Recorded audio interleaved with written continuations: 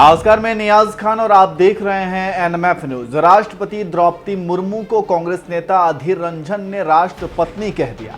फिर बीजेपी नेताओं ने सदन के अंदर इसके खिलाफ विरोध जताया और अधीर रंजन के इस बयान को राष्ट्रपति के लिए अमर्यादित कहा।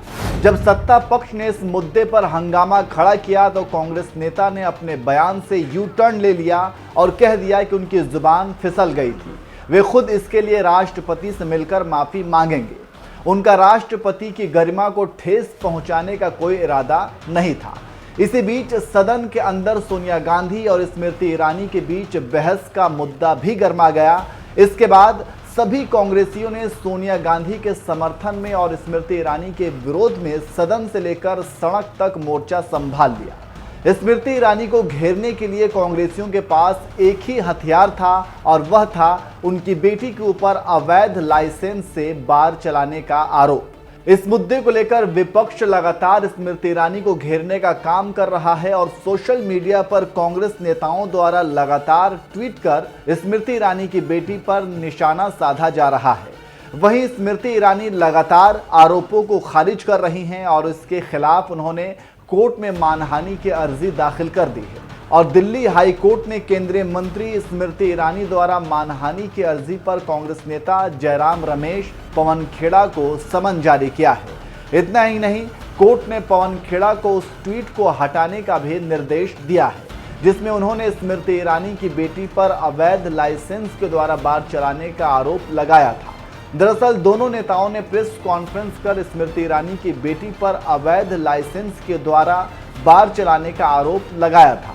इन्हीं आरोपों का जवाब देते हुए स्मृति ईरानी की ओर से कोर्ट में बताया गया कि जिस बार का जिक्र कांग्रेस नेता बार बार कर रहे हैं उससे उनकी बेटी का कोई लेना देना नहीं है। दुर्भावना से उस बार के साथ मेरी बेटी का नाम जोड़ा गया है। इस मामले में आधारहीन और मनगढ़ंत आरोप लगाए गए हैं।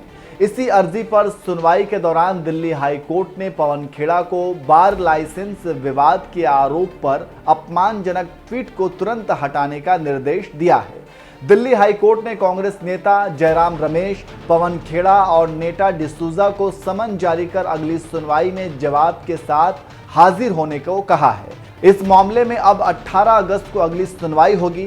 आपको बता दें कि कांग्रेस ने केंद्रीय मंत्री स्मृति ईरानी की बेटी के गोवा स्थित रेस्तरां को लेकर हमला साधा था।